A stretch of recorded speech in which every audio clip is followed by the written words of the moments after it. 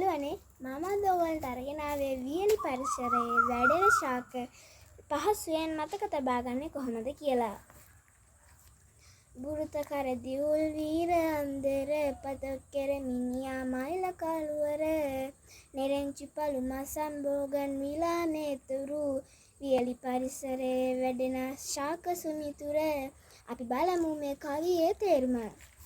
බුරුත කර දියුල් වීර අන්දරේ කියන්නේ බුරුත කර දියුල් වීර අන්දර මේවත් වියලි පරිසරයේ වැඩෙන ශාක.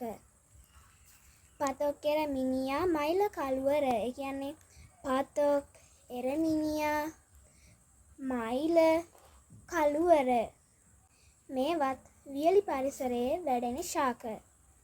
නෙරෙන්චි පළු මසම් බෝගන් විලා මේතුරු ඒ කියන්නේ නෙරෙන්චි පළු මසං බෝගන් විලා මෙන්න මේවා සියල්ලම වියලි පරිසරයේ වැඩෙන ශාක.